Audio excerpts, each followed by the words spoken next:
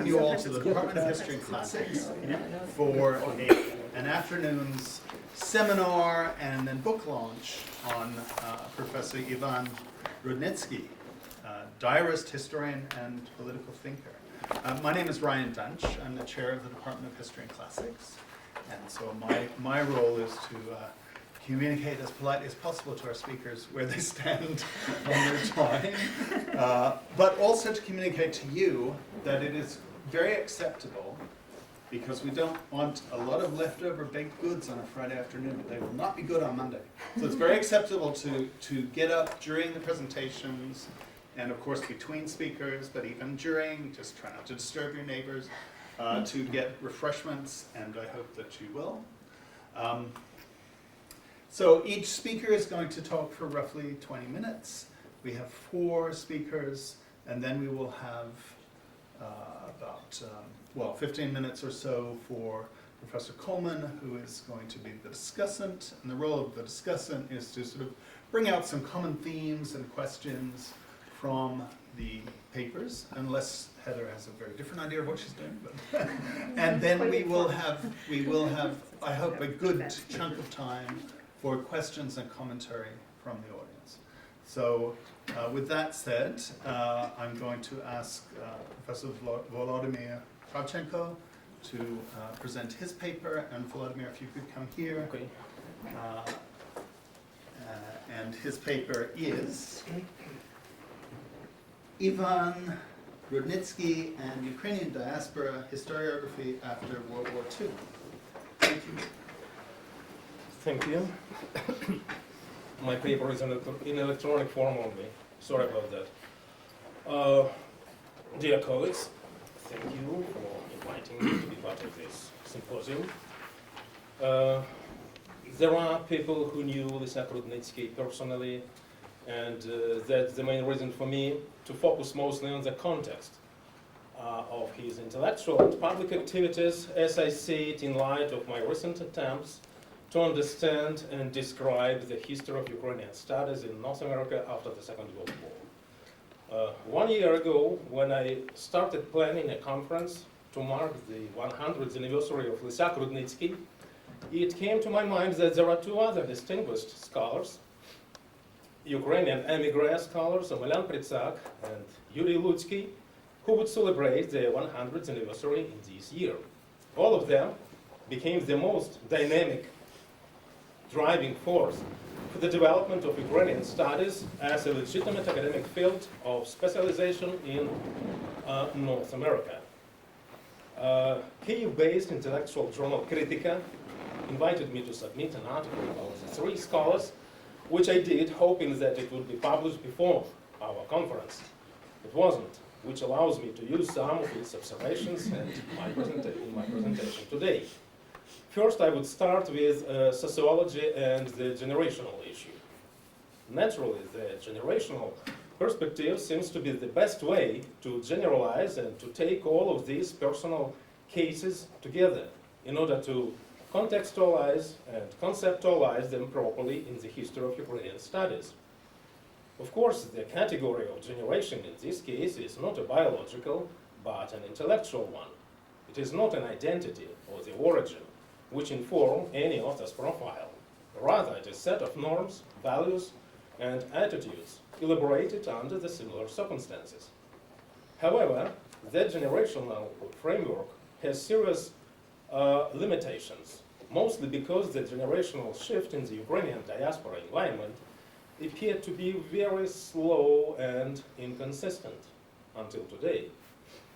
I believe it is possible to identify the second generation of scholars, those who had been born outside of Canada and United States, who were forced into exile as children and then studied and pursued their careers in at American and Canadian universities.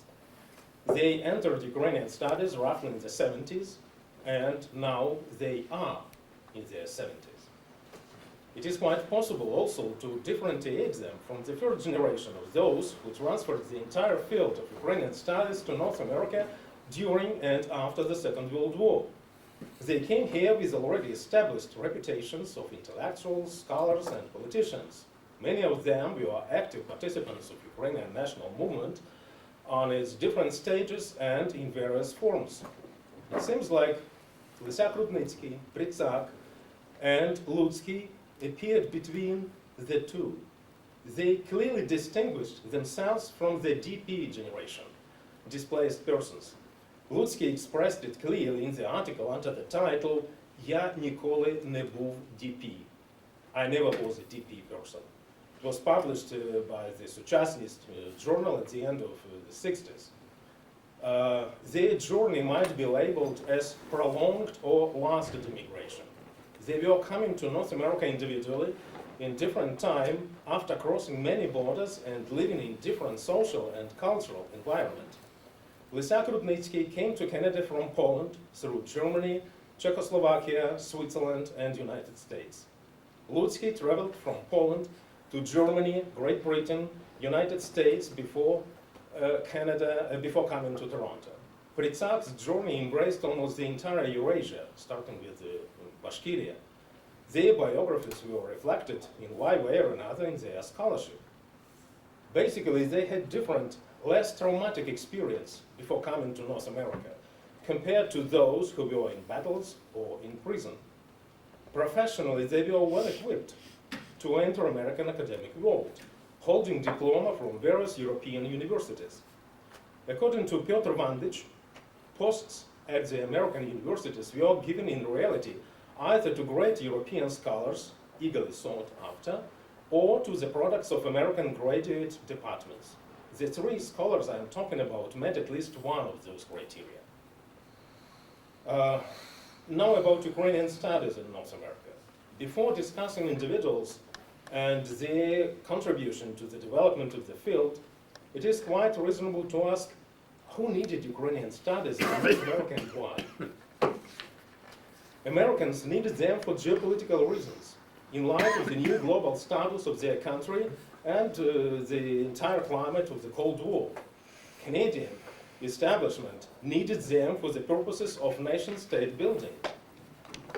In both cases, it was a respective government's intervention to consolidate Ukrainian communities into political representative body.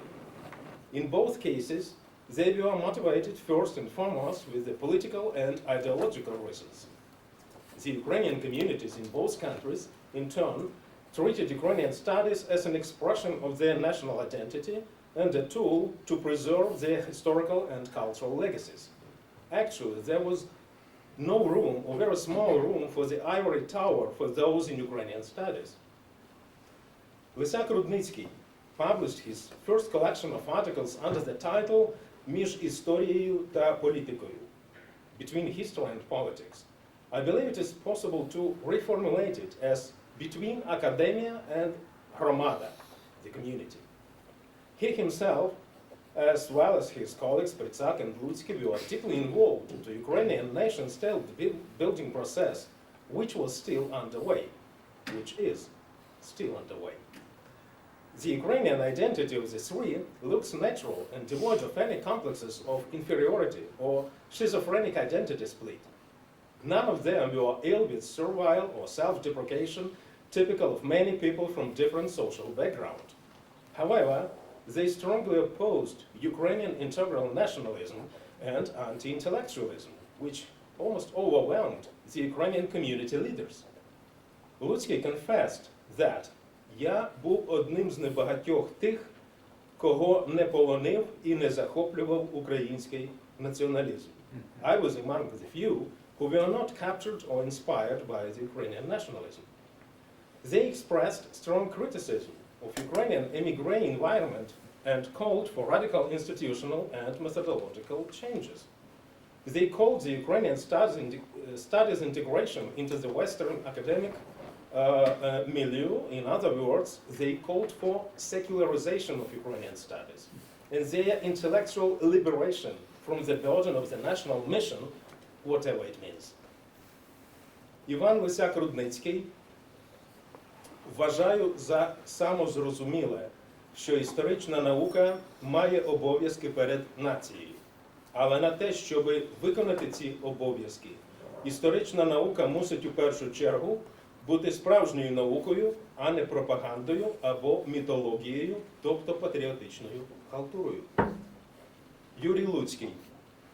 Спілкуючись по-англійськи, я просякнув мовою і культурою Англії, що допомогло мені пізніше відійти на віддаль від локального українства і бачити Україну в світовому контексті. В Англії і Америці я пізнав, що наука не йде в парі з політичною пропагандою. Не всі українці в діаспорі погоджувалися зі мною. В Торонто я навіть одержав анонімку від націоналістів, які вони грозили, що мене повісять за мої погляди. І тому я назагал стояв осторонь від української громади. Мене цікавила наука, а не патріотична пропаганда. The end of the quote. Sorry, Ryan. It's all about the growing cleavage between the academics and the community walls.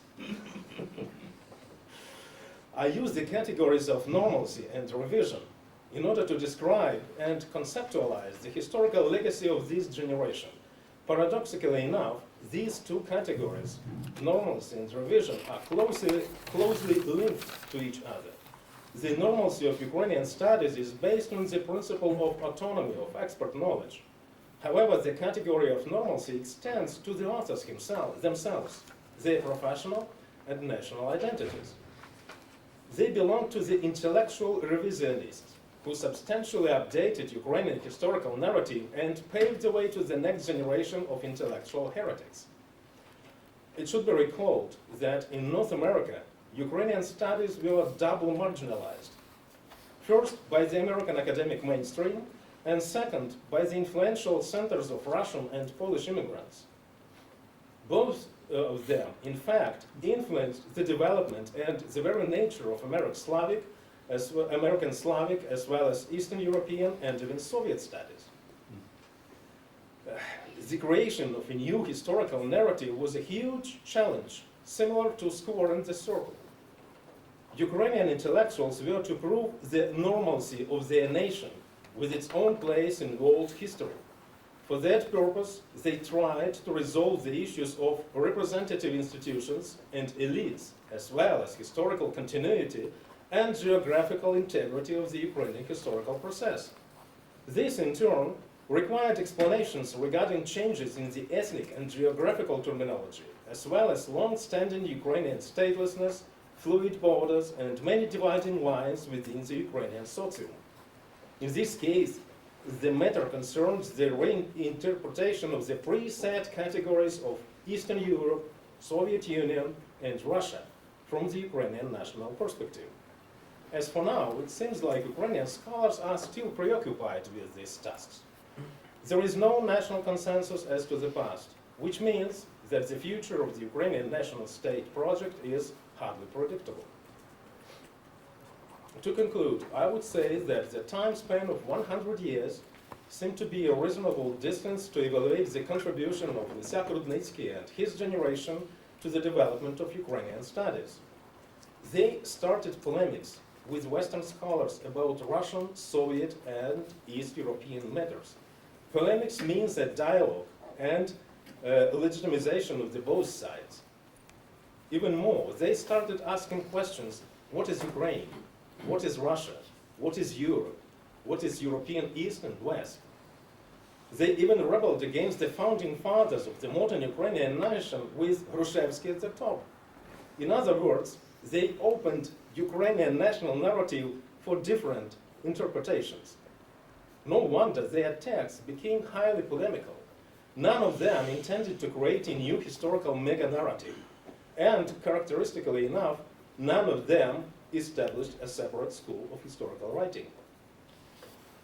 At the same time, thanks to them, Ukrainian studies experienced the same intellectual development as the academic mainstream of the Western world, with many intellectual innovations and turns, linguistic, imperial, geographical, whatever. When the unexpected collapse of the Soviet system forced the Western academic mainstream to rethink the intellectual toolkit of the respective disciplines, Western scholars could turn to the text and findings of Ukrainian immigrants. Andreas Kappeler, Mark von Hagen were among those, the first who understood the innovative potential of Lysiak Rudnytsky essays to rethink some basic paradigms of the Russian studies. Yaroslav Gretsak, Alexei Miller, Sergei Yakelchik were among those who benefited from the legacy of Lysiak Rudnytsky as well. It seems like for many in Ukraine, his legacy remains to be both useful and popular. Thank you.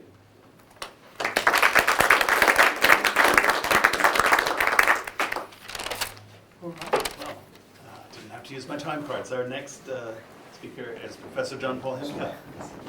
And I apologize, I did not realize that I should be saying Lysiak Rudnytsky. Go ahead. And your title is Ivan Lysiak Rudnytsky in the Department of History at the University of Alberta. That's right, there was no history in classics. Right, I know. Thank you. Okay, well, he was in this department, the history department, from 1971 until his death in April 1984. And let me sketch a little bit what I think of as the social-political conjuncture that brought him here. First of all, Alberta was a major destination of Ukrainian settlement before World War II. A lot of Ukrainians here. And then, after World War II, highly educated, motivated immigrants came from Ukraine. For instance, poets Jaroslav Lutych and Ihor Zujewski, both of whom taught at the University of Alberta, or iconographers like Yulian Butsmaniuk or Vadim Dobrolis, people who had real strong European training and came over and joined the Ukrainians like a leaven, like a yeast in this mass. And then also post-World War II immigrants, the settlers after World War II, their children began to move from the farms to the cities. They came to the cities to get an education, and they made something of themselves. So a good example is Manoli Lupo, who was born in Willingdon in the Ukrainian bloc settlement, came to Edmonton to study at the U of A, then went on to Harvard where he got his PhD, and became eventually the first director of the Canadian Institute of Ukrainian Studies. And at the same time, you have to realize that this was the period of the emergence of multiculturalism.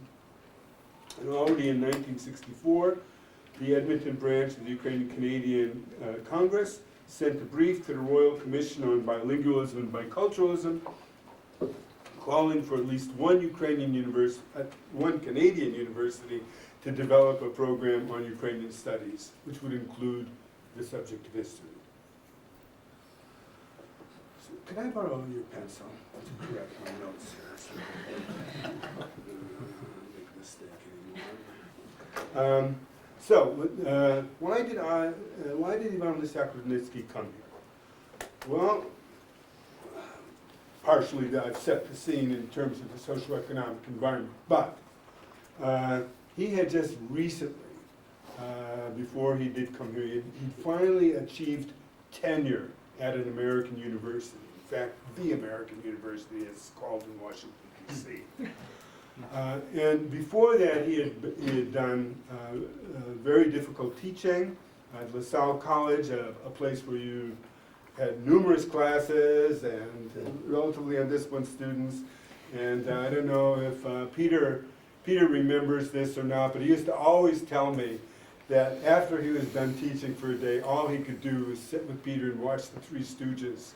And he was always fond of saying to me, he would say, "Let's get organized," which was when the Three Stooges would go into chaos. You know? He said, "Let's get organized," and he'd smile and stuff. So anyways, so after all the troubles and tribulations of finally getting tenure, why does he decide to come here?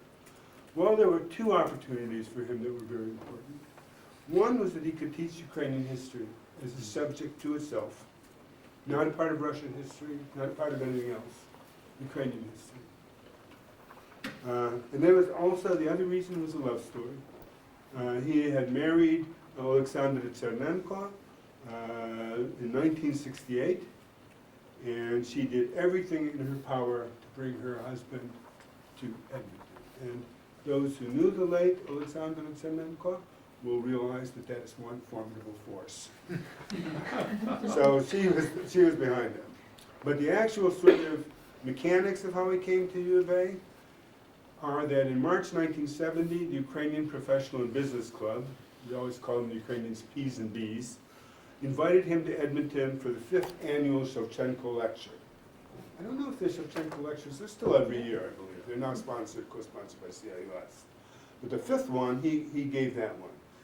2 months later, on the strength of that excellent lecture, he was invited as a visiting professor to U of A to teach one course on his beloved, his favorite period of Ukrainian history, the 19th century. And that was History 327. And he taught, visiting professor to teach one course. And that would have been, that would have been the winter term of 1970. Yes, again, his notes are not correct. And he had about 20 students. And I have to say that over the years, there were always about 20 students in the Ukrainian history course until the very end, when sort of heritage classes declined. He impressed the local elite, and in, you know what, I think I've made some kind of error here. Yes. I made that. Yeah, it was actually 1971, winter term of 71. And in February of 71, a number of the professors got together and they formed a Ukrainian Professors Club. And this was met in the home of the former librarian at U of A, Mykola Sukhaversky, and included Professor Manoli Lupo and other people of Ukrainian heritage who were professors. And their first recorded order of business of the Club of Ukrainian Professors was to get Ivan Lysiak Rudnytsky appointed as a professor in the Department of History at the University of Alberta. And since he taught that experimental one course in the winter term of 1971, he had made a real impression on the department, and the former chair at that time, Brian Evans, was very impressed. I mean, here was a guy of European education, numerous languages, erudition, well-read in literature, well-read in psychology, well-read in philosophy, well-read in history. U of A was just expanding. The history department was not what it is today. And he just stood out. And Brian saw the opportunity to get somebody really good. And then he was backed up by the Dean of Arts at that time. And it looked like there would be an appointment, but when they went to the upper university administration, there was a real problem. The president of the university, Max Wyman, following the lead perhaps of President Trump and President Putin, felt that there was no Ukraine, that it did not exist. Well, that's an anachronism, I guess. But he said it didn't exist. You couldn't have a history of it. And he said, if there were to be such a history, we won't pay for it. You've got to raise the money separately. Well, luckily, there were some people there who had some influence with the provincial government. And that was Peter Jacyk. He was one of those post-World War II immigrants. And he was always a mover and a shaker and a person who could put things together. And he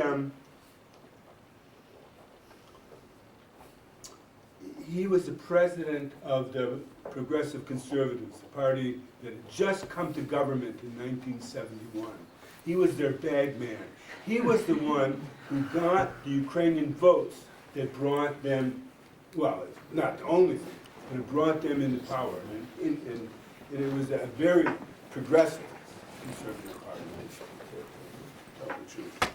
And so he had quite a bit of influence. There was a Ukrainian minister at the time as well in the government and cabinet in Alberta. And in addition, Manoli Lupo, who I mentioned earlier, he was advising the provincial government on biculturalism and bilingualism and multiculturalism. So these were people who had some influence.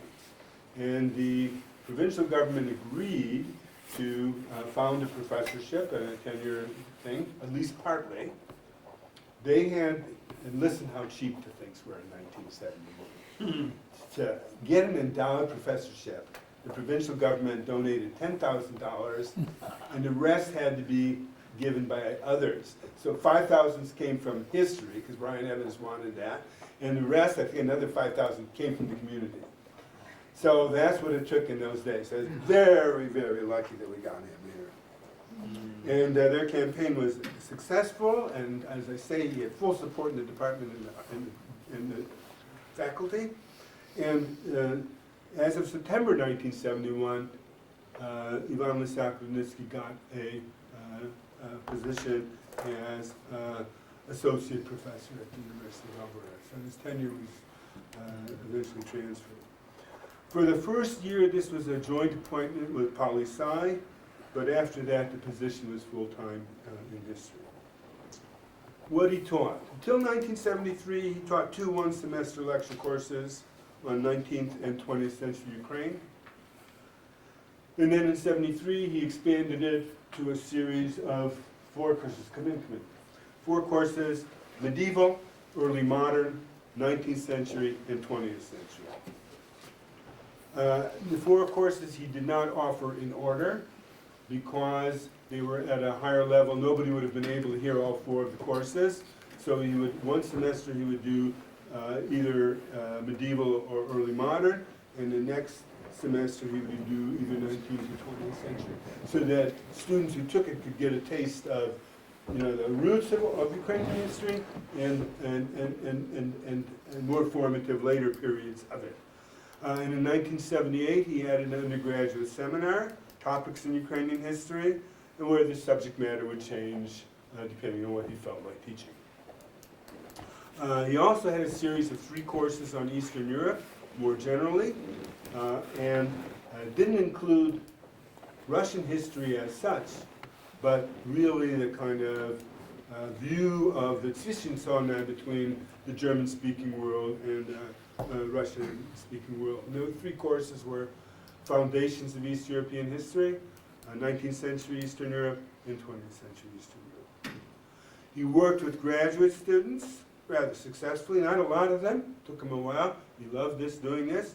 One was Frances Faripa, who got her MA in 1976 on the English language historiography on Ukrainians in Canada, and as people may know, she became a professor in this very department as well. And then a certain David Marples did an MA with him in 1980 on the Soviet annexation of Western Ukraine and collectivization, 1939 to, no. 1945. It was, yeah, it was 1939-41. Well, And he, I better double check that though. Seems to me it was post-war. Yeah. Yeah, I think I made a mistake there. Don't believe a word I say therefore. And he became a professor, in fact, chair of this department. And Maria Neudorfer, who got a PhD, his only PhD that he sought to the end, on the Czech Liberal Party of 1891 to 97, and Maria Neudorfer went on to become a freelance historian in Ontario. But he also worked very closely with Bohdan Krid, who started his PhD under Ivan Lysiak Rudnytsky and finished it later in 1992. So, I just want to say a little bit about this, how lucky we were. By the time he came to U of A, he had already made a huge name and influence in Ukrainian studies. His book on Mikhailo Drahomanov was published by the Ukrainian Free Academy of Arts and Sciences in 1952, and a number of his brilliant essays had already been published. Role of Ukrainian Modern History, Ukraine between East and West, Ukrainians in Galicia under Austrian rule. These are things which have never, ever lost their validity. And he made U of A the first university in North America to regularly offer courses in Ukrainian history. He started a tradition of excellence, maintained to the present when there are 3 professors involved with Ukrainian history: David Marples, who I mentioned, Heather Coleman, who's going to comment and who's an excellent excellent professor, therefore I will say that so she comments well on this paper. And Volodymyr Kravchukov, who you just heard. Numerous Also doctoral graduates in this subject of Ukrainian history have come out of here, including professors at the University of Victoria and the University of Winnipeg, as well as researchers associated with CIUS, the Canadian Institute of Ukrainian Studies. I want to say a little bit about his lecture style, which I had a chance to study, because I gave my first lecture. He shoved on me, my first course to teach was medieval foundations of East European history. And let me put it this way. It was such a disaster that really, my first lecture, half the students who enrolled in the class left and dropped out. So clearly I needed some kind of remedial instruction. So I think it was to Brian I went, the head of the department, Brian Evans, and I said, I don't know if he was still head of the department. No, it was Robert Hepp. But I went to one of the older professors and said, what should I do? You know, I can see that it's a disaster. I got 5 minutes, excellent. And they said, well, why don't you look at somebody who's a good lecturer? Try Professor Rudnytsky. And so I did. And what I saw that he did was, you know, and I was telling them all about Ivailo, the sheep herders, revolt in medieval Bulgaria, and they were just dying from this terribly boring stuff. He didn't do things like that. His history of Ukraine and East Europe was always this large context of what was going on in France and what was going on in world history, and he was forever pointing at the maps, you know? And the third thing he did, which I adopted, was he would, I'm using a cup of water. He would use a cigarette to get people to listen when he was going to make his main point. He would stand up and he would feel in his pocket and he'd pull out his pack and he said, this is happening. It's very important. Then, you know, it went on, and he built your suspense, and finally he would light it, he would inhale, and then he'd tell you. And it was a trick. It was literally a dirty trick. But I adopted every one of his methods, and it really helped me. He hated marking. He referred to it as menstruation. He said, it gives you pain and it comes on a regular basis. He died on the 25th of April,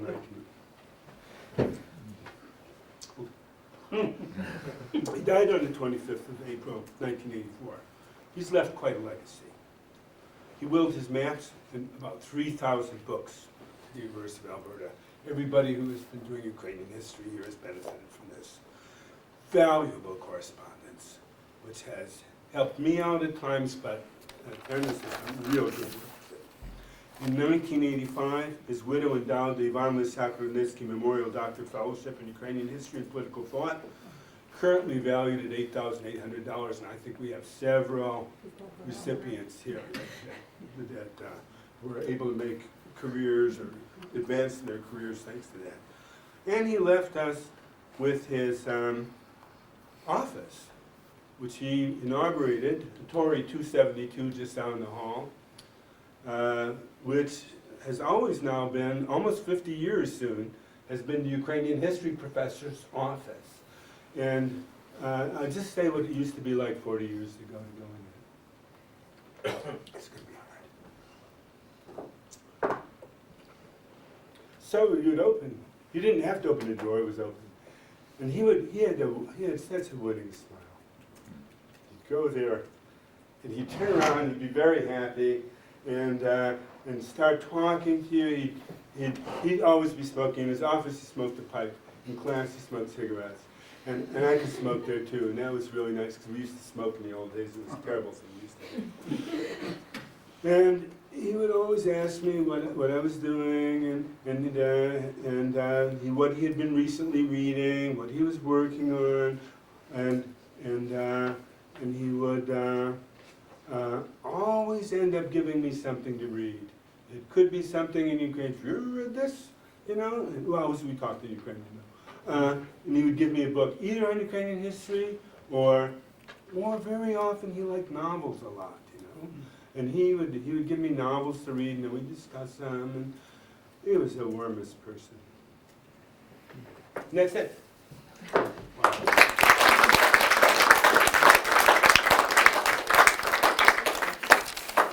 Thank you, Professor Himka. So our third speaker is Professor Sergei from Harvard University, who is speaking about, on the topic, rethinking Ukrainian history. And one of the pleasures of this kind of event is that we do see work in progress, and we can, even if we're privileged, hear revisions on the fly. Well, it's a tough act to follow after John Paul's presentation, and again, what you heard so far were comments and paper done by a historian who studied Lysiak Rudnytsky and studied the Ukrainian intellectual milieu and historiography, and John Paul certainly knew Lysiak Rudnytsky very well.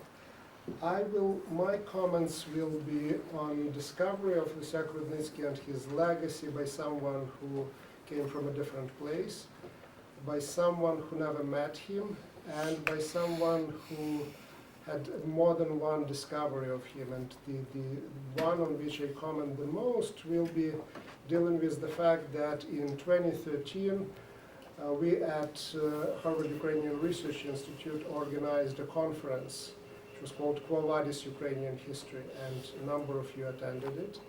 And as we formulated generally guidelines for people whom we invited to talk, and then we're putting together those papers for publication, I was trying to make sense out of stage in which we are today in terms of study Ukrainian history, and was looking for the beginning, was looking for the origins.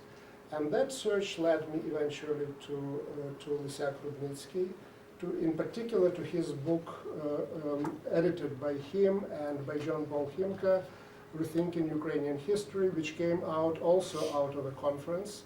Also, like the conference that was at Harvard in 2013, it was mostly or exclusively the students of Ukrainian history coming from North America. And for me, it was really very useful to see where we started and where we are today.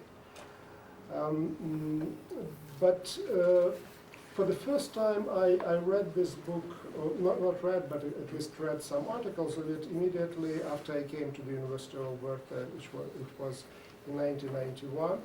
And it was Frank Sisson who introduced me to that book, and he always kept it in high regard. And I looked at those articles, and I actually wasn't excited at all. I didn't see there anything particularly interesting or anything particularly profound. And only later I realized that with other books and articles and publications that I read by 1991, that book published in 1978, that it was actually setting certain things and certain topics and presenting certain ideas that were actually quite new for the time. But by 1991, I looked at them as something actually absolutely, it was almost banal in my eyes. And only later I realized how important those publications were, and especially the discussion that took place at the time of the conference and that actually published at least partially there.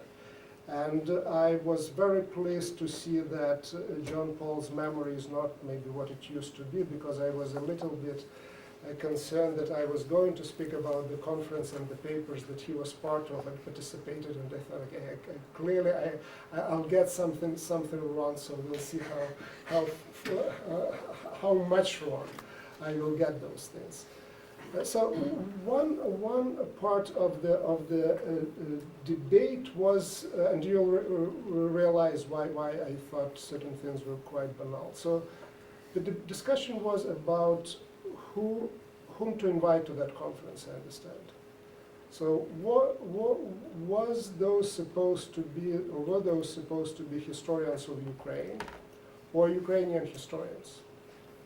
So who has the right, who has the imprimatur to study the history of Ukraine? Well, for me in 1991, it was absolutely clear. Of course, historians of Ukraine of any backgrounds, coming from different countries, that's how the field is being formed, and that's how it presented itself to me. But at that time, apparently, that was a thing that they had to discuss and to debate. And we have here, it seems to me, at least one publication by a historian of Ukraine who, actually more than that, who were not of Ukrainian background. I'm looking, Patricia Hurley, he is one of them. So eventually it was decided that the conference should include historians of Ukraine in general. Another topic that, again, for me was absolutely obvious was what constitutes Ukrainian history, and whether the term could actually be applied or not to the periods of time before 19th and 20th century, when the term Ukraine was used at best as a regional category. And again, Omelian Pritsak, who was part of that conference and discussions, eventually, at least his argument is here that, well, look at what is happening with Spanish history and the term that is used. So again, something that was absolutely obvious to me that, okay, you can call and should call 16th or 17th century Ukrainian history was still discussed and debated. And the very, of course, prominent in those discussions, at least the way how it appeared in print, was the voice of Lysiak Rudnytsky, who raised another topic, very important topic: what to do with the history of Ukraine that is being written and produced in the Soviet Union.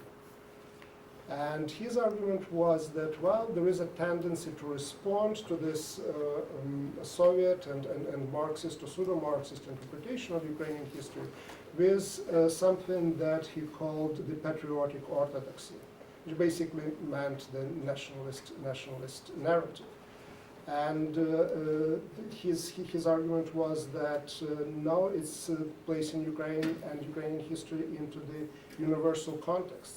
That what will distinguish the historiography of Ukraine done in the West from the kind of history that was done at that time in the Soviet Union. So one thing that was clearly very obvious to him, and it comes also very clearly from the title of that book, that the concept of Ukrainian history was never questioned for him. It was there. What was discussed was the content. What was discussed were the approaches. What was discussed was the membership in the field. And I would say that, again, many of these ideas, they were not only Lysiak Rudnytsky's ideas, but he was certainly part of that group. They defined the Ukrainian studies, how they developed in the 1980s and 1990s, and the way how I encountered them for the first time.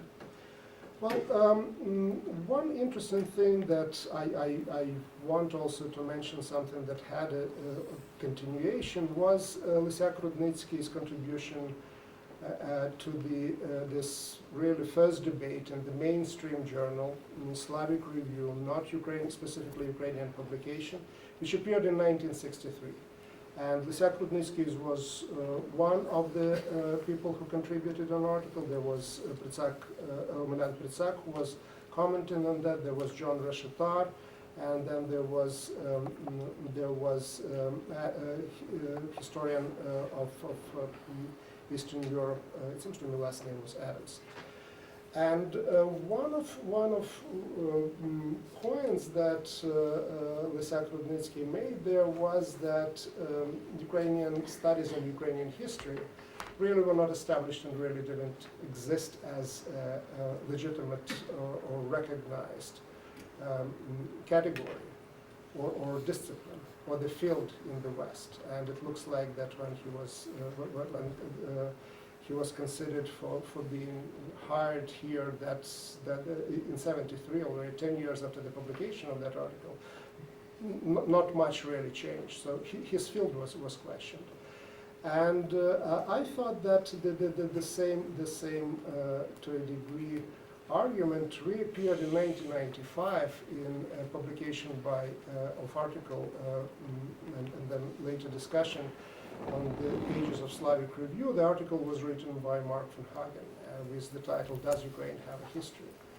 and which brought back the question that really Lysiak Rudnytsky raised in 1963, now with a question mark, not in an affirmative way, but certainly the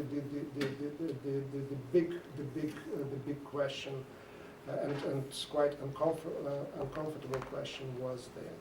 So when it came to putting together the conference, and again, I don't think certainly that was not the only conference on Ukrainian studies in the West that happened after this one of 1978. There were a number of others, but I thought also that the conference at Harvard in 2013 resembled many characteristics of that conference, and the volume that appeared resembled also this one in a sense that, again, those were the historians from Canada and from US mostly that were debating those issues.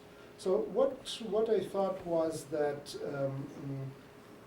one of a number of points that were made by Lysiak Rudnytsky back then have been resolved. One of them is that, well, certainly the absolute majority, actually everyone who took part in the conference, at least those who submitted articles, would agree with the idea that Ukrainian history was studied here only being put into the context of broader history. European history is European. Lysiak Rudnytsky was writing in 1978 about Middle Eastern and Central European and world history and so on and so forth. So almost all of these articles actually, in one way or a good part of it, engaged those issues. And there was certainly no question that, again, the Soviet historiography was gone by that time, but that the response was supposed to come either to the Soviet historiography or to the nationalist historiography in that particular way. But what I realized also that many other things that he raised at that time, and questions that he raised, the answer was still not there. We are still debating and discussing those particular, sometimes very same issues. To give a basic idea of again, the volume was published, it appeared, it can be read, but to give you a basic idea about the themes and the approaches that were there, was that sometimes those ideas were formulated, sometimes they were in background, but there is the volume, I look at it as basically a revolt against the national paradigm in history. So the approaches there would be, again, either global, and the people who would lead the discussion on that would be Albert Riber, who was talking about teaching Ukrainian history in the broader global context. You look at Andrea Graziosi, and he talks about the way how he discovered Ukraine and why Ukraine is important for understanding of European history. Or Hiroaki Kuromiya would talk about Japan and Asia and how these things are interconnected in one way or another. Those who are not going global very often would really pay a lot of attention to region. And Larry Wolff was one of them, and again, Irina Vushko, the study of Galicia, and John Paul contributed to that, of course. Field was there. A very good professor Heather Coleman, of course. But anyway, she's a discussant lady. So, Heather's contribution is on right bank Ukraine, and Faith Phyllis was writing on that as well. So we had a number of contributions focused on that region. Then Kohut was talking about Hetmanate and deeper Ukraine, Hetmanshina. So either it's a more global and often transnational approach, or it would be a regional approach that would be there. The paper that challenges the national paradigm the most came from Georgy Kasyanov and Alexei Tolochko, and it's also basically the paper was born as a contribution to their discussion at the Institute of History in the Ukrainian Academy of Sciences on whether they continue with this multi-volume histories of Ukraine or not. And the paper was in many ways a criticism of what the authors called as the tyranny of territoriality and of nation state. But again, the ways to overcome those limitations were proposed more or less along the lines that also were presented by the participants of the conference, looking at the broad, at more global perspective and broader regions, or going regional. One thing that at the end, not really surprised, but on a certain level also surprised me, that with the national paradigm clearly not just under attack, but being put aside, and different approaches moving ahead and put forward, people who come to the conference and contributed papers eventually came to the conference on Ukrainian history. So the framework, if not national paradigm, the framework of national history, the one that was so important for Lysiak Rudnytsky, the one on the basis of which, for the ability to teach Ukrainian history, as we just heard, he left DC, he left Washington DC and came here. Implicitly, that framework and that paradigm was not challenged.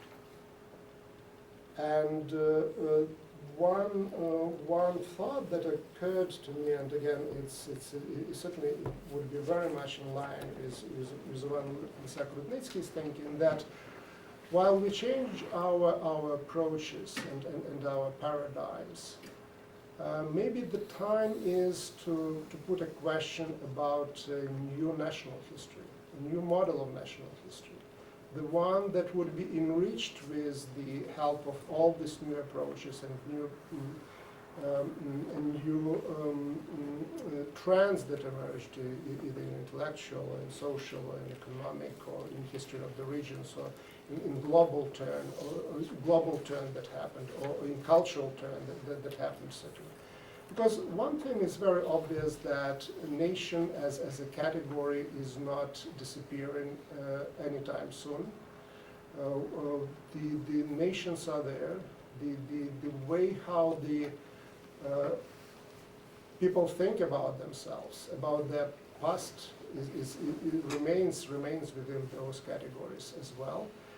And the way how the students are taught history, again, that would be still Canadian history and American history and Ukrainian history and Russian history.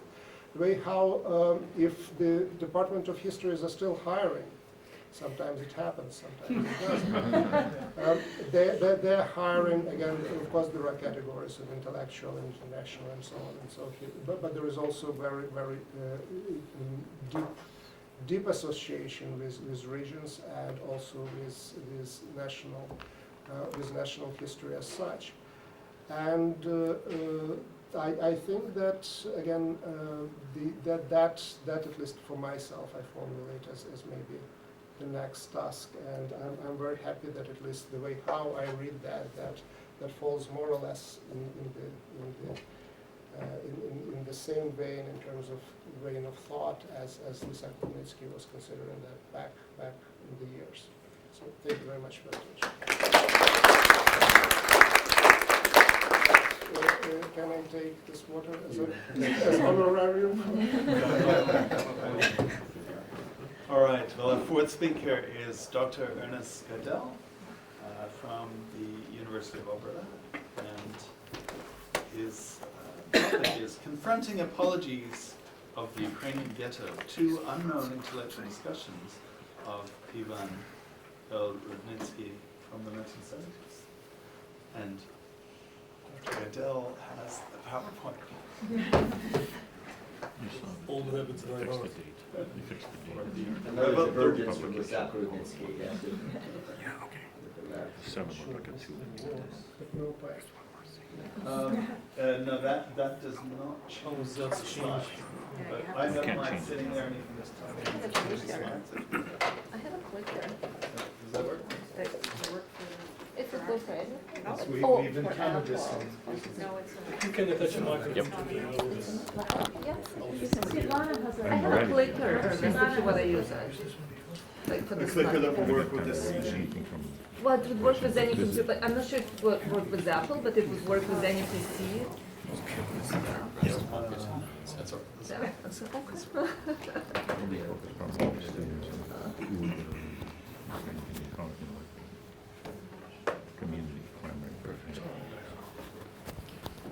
Thanks, great. Good afternoon, everyone.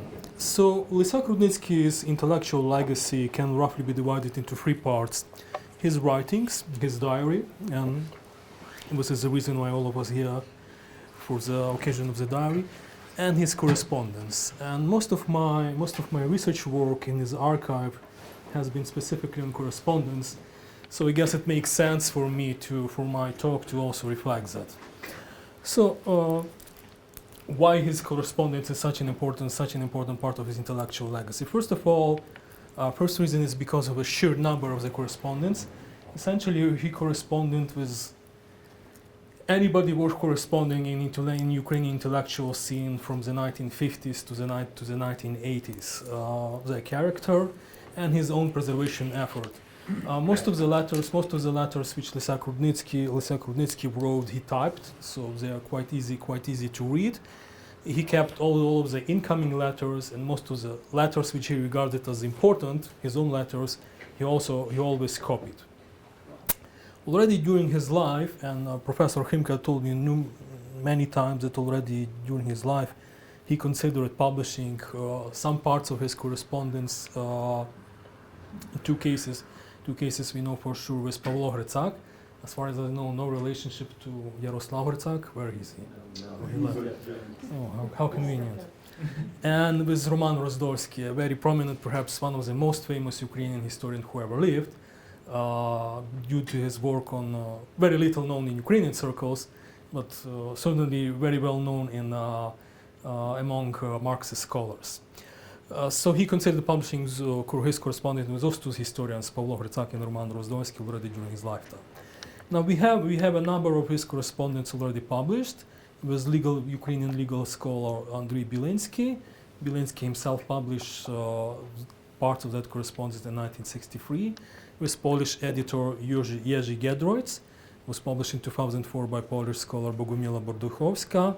Historian Roman Rozdolsky, published by two professors, John Paul Himka and Yaroslav Hrycak in 1999, and with historian Roman Shporlyuk, published by Volodymyr Kravchenko in 2008.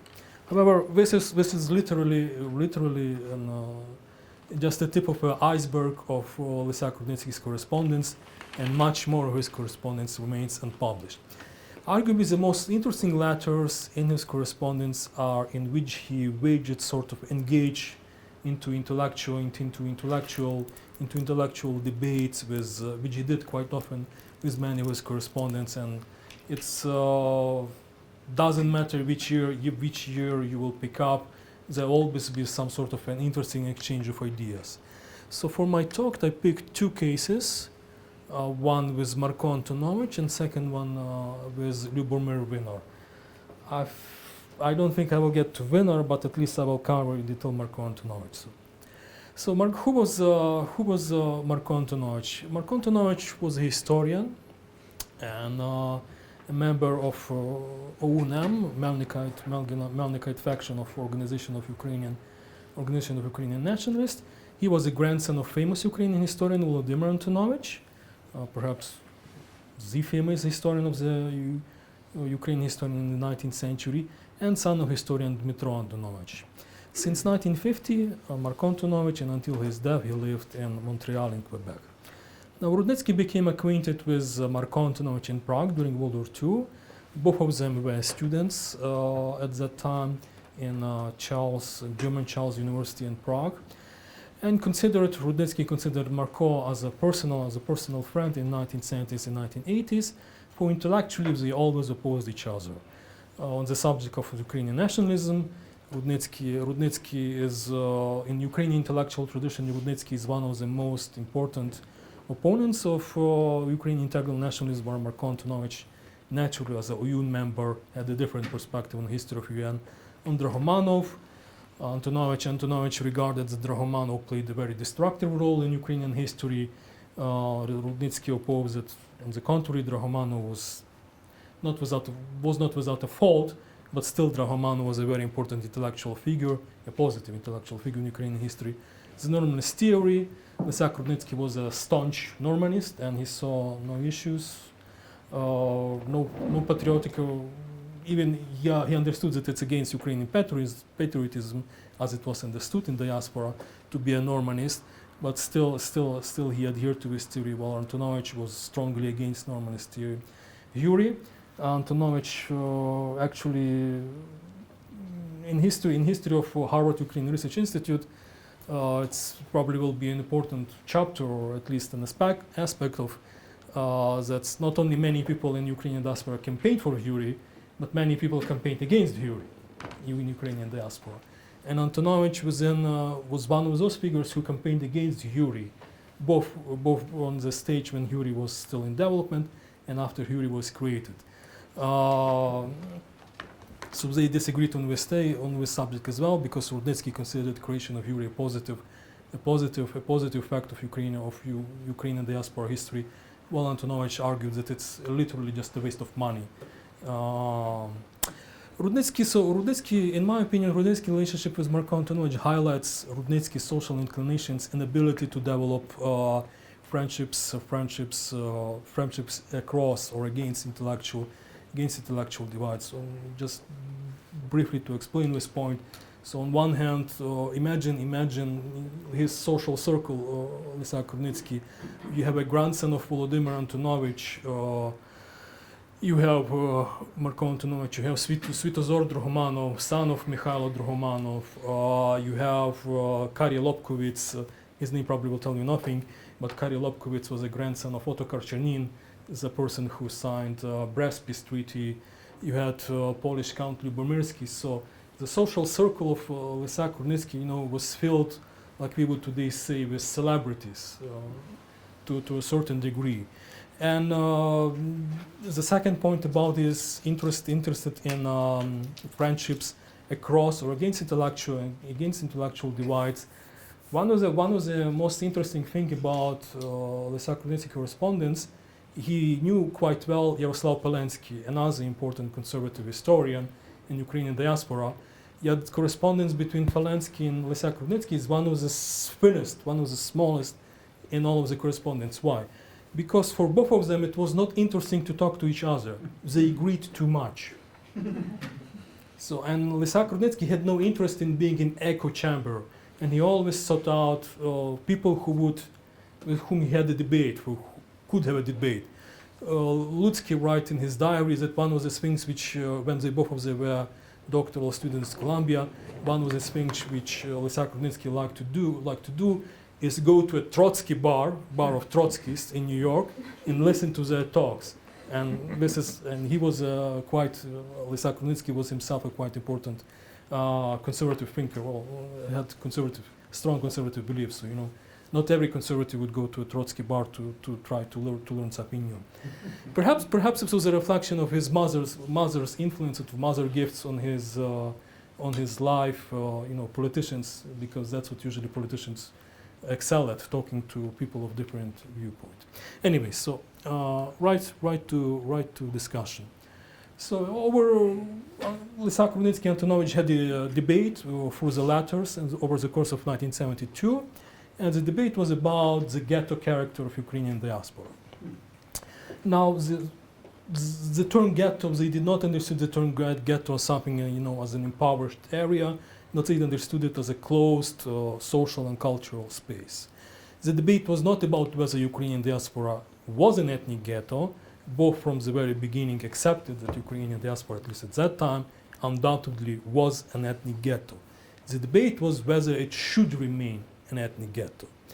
Antonovich argued, the first argument which Antonovich used, that Ukrainian diaspora, we should drop using the term ghetto as something dirty. Because if you look at the history of ghetto in general, then ghetto often played a positive role. And Antonovich's argument was, let's look at European Jews in the 19th century. If they didn't live in ghettos, then probably all of them would get assimilated. So ghetto literally saved Jews from assimilation. And similar Ukrainians in diaspora have a similar situation as European Jews in the 19th century. We need our diaspora, wrote Antonovich, to stay in ghetto because 95% of our diaspora society can be useful only within the ghetto. Because if they leave the ghetto, they would just dissolve in all this big giant North American mass, and they would have literally no effect on Ukrainian affairs, either positive or negative. Antonovich argued that that such people like Rudnytsky, highbrow intellectuals, should not attack ghetto or the Ukrainian ghetto character of Ukrainian diaspora, because people like him already left the ghetto, so they should leave it in peace. And masses should stay in ghetto because both intellectuals and masses have very different roles to play in the intellectual life of Ukrainian diaspora or general community life of Ukrainian diaspora. So he cautioned Rudnytsky against attacking the ghetto character. In his reply, Rudnytsky, this is the only case in all of the correspondence when Rudnytsky actually at least partially agrees with Antonovich. In all other cases, there was absolutely total disagreement. But in this case, Rudnytsky agreed that, at least with much of Antonovich's argument, which he described in his letter as apology of the ghetto, and implored Antonovich to write an article under the same title. Antonovich did not. Especially the point with which Rudnytsky agreed 100% is that indeed in every diaspora, and specifically in Ukrainian diaspora, there need to be two groups of people. One group of people who works inside the diaspora for internal consumption, and there should be another group of people very fluent in languages, probably with academic positions, who do external work, so internal versus external. But his counter argument against this praise of ghetto that we should stay, that Ukrainian diaspora should remain in ghetto was the following: that internal life, because if masses were to live just in ghetto, the internal intellectual life of the Ukrainian diaspora is already dreadfully provincial and primitive. Quotation from the Lysiak Rudnytsky letter, and he wrote, "Can you imagine how worse it will get if all of the Ukrainian intellectuals would just exit the public scene within the diaspora and would just leave the masses to be?" He argued, he pointed out that to Marko Antonovich that look how our diaspora already excels at marginalizing its brightest intellectual figures.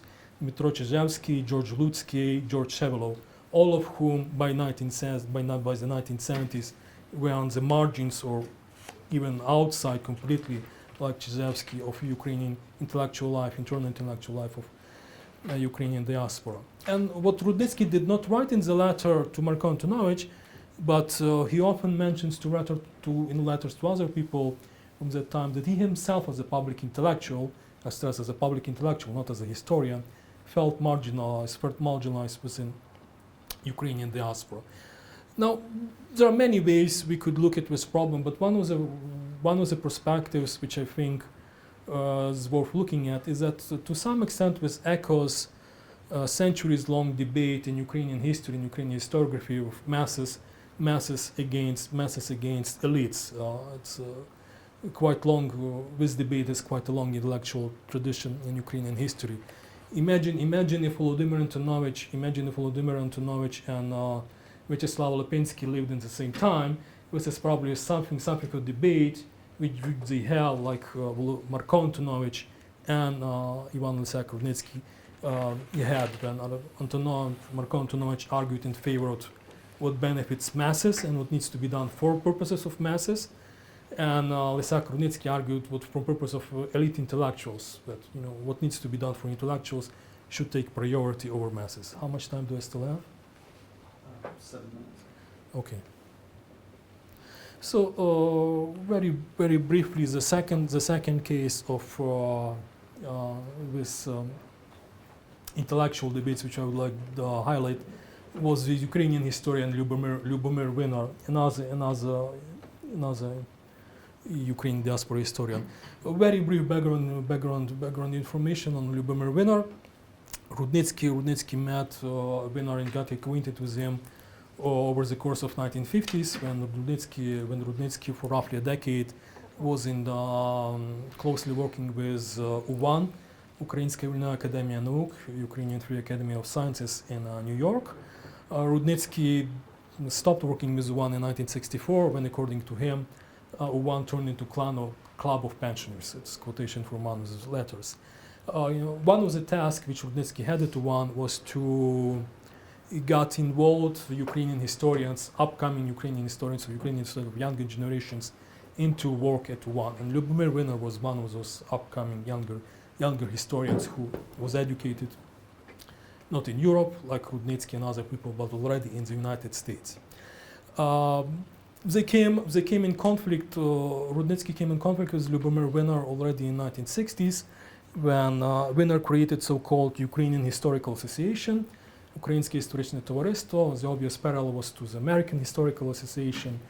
Rudnytsky accused Wynar in Ottomania, separation. He argued that Ukrainian intellectual life and diaspora should not parcelize, should try to keep in terms of one single organization. But the main accusation of Rudnytsky was not against Wynar, but against Wynar's teacher, supervisor Alexander Oglobin. Now, correspondence between Alexander Oglobin and Ivan Lysiak Rudnytsky is very interesting, because it shows which we often do not see in textbooks or in monographs on historiography. Usually, when we read historiography, historians are talking about ideological and methodological divisions between historians. One belonged to that school, another belonged to other school, and so on and so on. Well, Wynar, Oglobin, and Rudnytsky are clear example of two conservative historians who, in terms of ideology, methodology, did not differ too much, but they are on opposing fronts because of their organizational work. So it's one of those divides which usually does not get highlighted. And I need to take my glasses on. Sorry, 5. Okay, just call out. In historiography. Now, so what I'm trying to do is to show you that even before Rudnytsky and Wynar engaged in intellectual debates in 1970s, they already were on opposing sides within the diaspora historiography. Anyways, so the debates they had two debates over the course of their letters in the late 1970s. The first debate was over Ontario Historical Conference, which was held in 1978, and its proceedings were published as Rethinking Ukrainian History in 1981. The debate was about the participants and the overall character of the conference. Now, the idea and the initial initiative of the conference was Wynar's. And CIUS and Lysiak Rudnytsky got involved with the conference simply because Wynar did not have enough funds from his Ukrainian Historical Association to found the conference. So that's how Lysiak Rudnytsky and CIUS got involved. At that time, in 1978, Lysiak Rudnytsky was still an associate director at CIUS. He left in '79. So what was the debate about? The debate was actually, very simple and very trivial from perspective of our day. But Wynar argued that This should be a conference in Ukrainian language for Ukrainian historians, by Ukrainian historians, for Ukrainian community. Lysiak Rudnytsky argued the opposite. This should be a conference not of Ukrainian historians, but of historians of Ukraine, not the same term, in English, fully, absolutely, and not for Ukrainian community, but for outside North American Academy. So our goal, if winner wanted the conference sort of like be a community service, Lysiak Rudnytsky wanted an academic enterprise which would advance English language Ukrainian studies in North American academia. Since money were on Rudnytsky's side, because he was the person who decided if winner gets the money for the conference, Rudnytsky won this debate 100%. The second debate was roughly in the same time, the late 78, and it was prompted by a very small and non-important article by Alexander Dombrowski. It's a Ukrainian diaspora historian in Ukrainsky Historic, the journal which winner published under the framework of Ukrainian Historical Association. Now, the article of Dombrowski was very there was nothing extraordinary about the article, but it prompted to debate between winner and Lysiak Rudnytsky on whom does Ukrainian historiography and diaspora serve, and whether it should follow patriotic values or academic values. And in this debate, since money were not on table, they just agreed to disagree. Winner argued.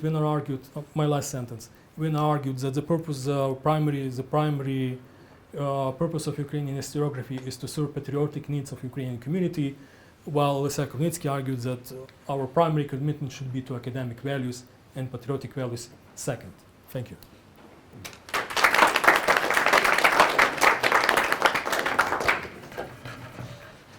Well, I've learned a lot. And I'll turn it over to Professor Dukolma, who is going to be the discussant for some reflections. And please do, now certainly more than ever, you can get up and I'm going to have some coffee. This is the bathroom break, I fear. I'll just have a little pause.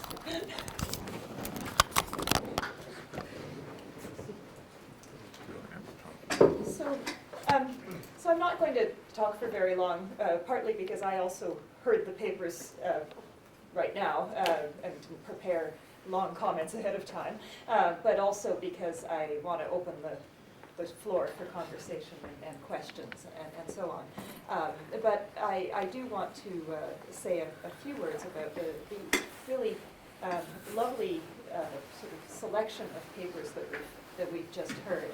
I think that we traveled from Volodymyr Kravchenko's sketch of the sort of sociology of this group, the different generations and types of Ukrainians living and working in North America in the post-war period, the communities that have had longer roots in North America, the arrival of the DPs after the war, this group of historians who had been formed elsewhere and now come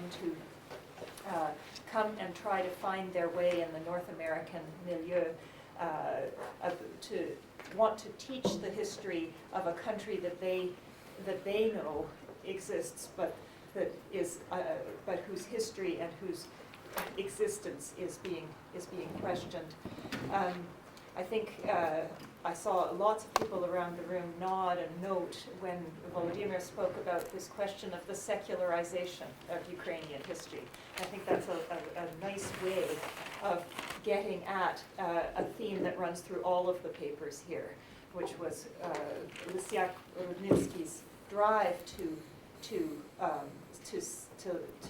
see Ukraine in world context and to assert the importance of Ukrainian history to broader European history, broader Eurasian history, and the right and the value of the presence of historians working in the Ukrainian on the Ukrainian milieu to contribute to discussions of the great problems of the historiography of his time, and as Serhiy Plokhy points out, of our time as well.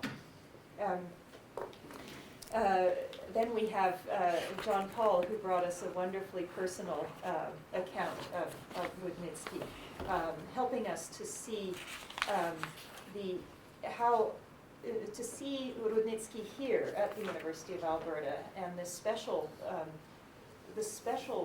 space that was created here, in part by him, for thinking about Ukraine in new and important ways, but also to give us a sense of this person and why he was so influential. And I just want to briefly mention, some of you were present, but we have a East Europeanist circle that meets monthly, where graduate students and scholars, we read each other's drafts of book chapters and dissertation chapters and so on. And we read a draft of an article that Ernest Geidel, I can't see Ernest or something, no, there he is, who just spoke, presented last winter sometime.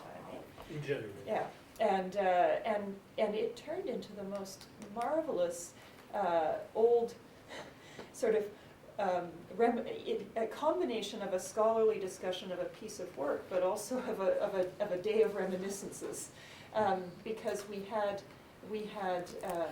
Zenon Kohut, former head of CIUS, who can't be with us today, but who was one of those students in that punishing time when he was teaching too many courses in Philadelphia in his first job in North America, and for whom Lysiak Rudnytsky presented a vision of Ukraine, let alone Ukrainian history, as something that could be exciting, that mattered, that wasn't just about what mom and dad care about, but that could be a serious intellectual place where you could do things. And we had David Marples, who also couldn't be with us today, talking about being his student and you know what Rudnytsky liked and didn't like, and the people that he had time for and people he didn't have time for. John Paul similarly talking about him at the Institute and talking about the challenges of the relationship between these different, even within the academic milieu, of these different generations of Ukrainian scholars and their different visions of what Ukrainian studies should be. And so we had this very interesting vision of the relationship between people's memories and the written record of somebody, of what their written correspondence.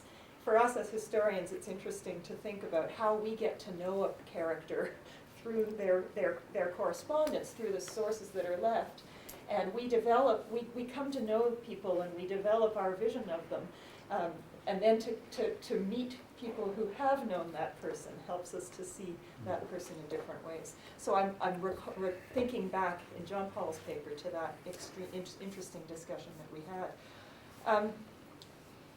I think Serhiy Plokhy's paper helps us to realize that we're all, we're all descendants of Rudnytsky in this North American historical Ukrainian studies world that we live in now, and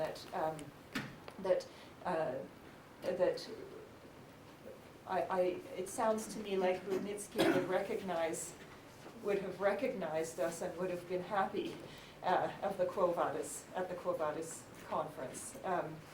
But it's also interesting to hear you, as someone who was born and raised in Ukraine and who encountered this conference when you were also encountering the North American academic world.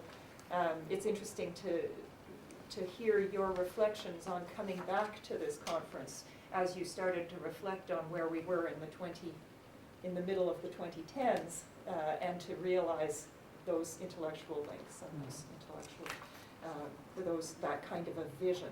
And it's perhaps almost unintentional influence now. I mean, for many of us, you know, for me, I think that I was influenced by it by reading John Paul Himka as a graduate student, and I didn't know I was being influenced by Rudnytsky, but I came to understand that when I came here and when I moved into Ukrainian history. And finally, Ernest's paper takes us into precisely these themes that have come up in each one of these papers, and that has to do with the diaspora's own split pardon me, let me rephrase that. This question of the relationship of the community to scholarship, and this question of the relationship of the national project to scholarship, and the tension between, which I think came out in all of the papers but was not a subject of any of the papers, the tension between the communities, the importance of the community, which is driven by, to a great extent, the national narrative in gathering funds, in promoting scholarship, and the question among the scholars of challenging and broadening and rethinking the question of what is Ukraine and what is Ukrainian studies, and how do we tell that history in ways that speak to our broader profession. I loved your point about his love of debate. The short correspondence are with the people he knows he shares his views with, and the long correspondence is with the people that he respectfully disagrees with. And I think that's a model for all of us, and a kind of an inspiring point that we see here. I wonder if you could tell us a little bit more about the split over the founding of the Harvard Ukrainian Research Institute, and just the nature of that, because that I think would be very interesting. Finally, I'll say that I think our discussion is more about has been actually more about the sort of politics of Ukrainian history than sort of identifying key ideas, there's the one major idée maîtresse, the key idea of the universality of seeing Ukraine in the broader context. It would be interesting to have people's thoughts a little bit more on him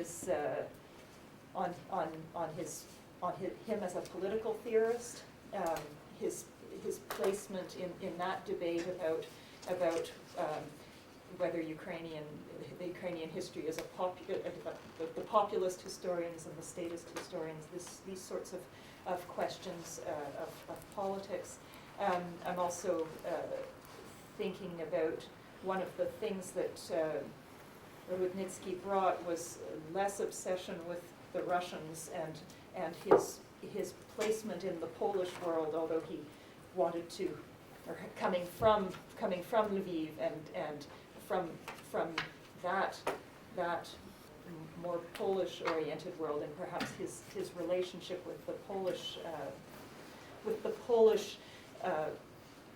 intellectual world and the Polish vision of Ukraine. So these are questions that I just put out on the table. But I think I'm going to stop there, just to have highlighted some of the key themes I hear here, and to look forward to our conversation and your questions. Thanks.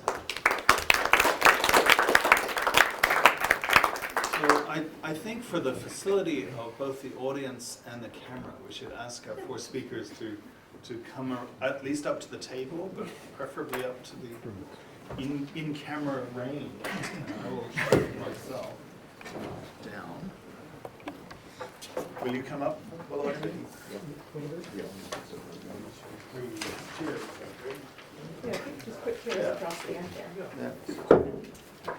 You weren't bought by cheap flattery of these people. Oh, I forgot, I actually was gonna make a comment about the cheap flattery, and once I got up there, I got nervous, and I forgot.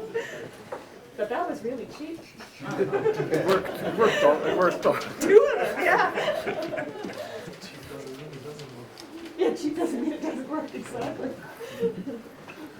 So we'll open the floor for further flattery and or questions, commentary, etc.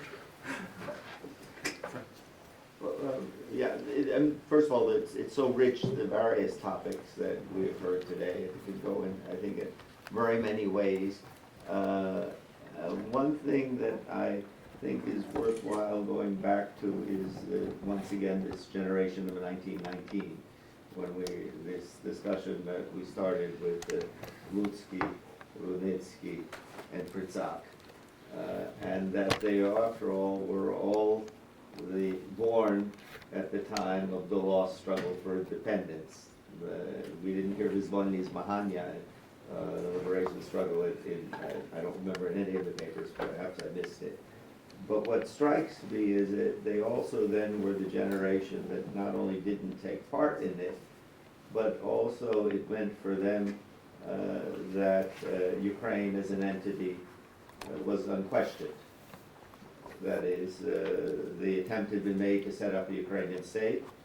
It had failed, in contrast to what happened to the Lithuanians or the Latvians or Estonians, or people who might be argued had less even a claim to be a historical nation by traditional concepts, and that in that sense they live a life already with a knowledge of what was the mistake that we made or was made, and two, that decisions are political largely as to the degree they're going to be accepted.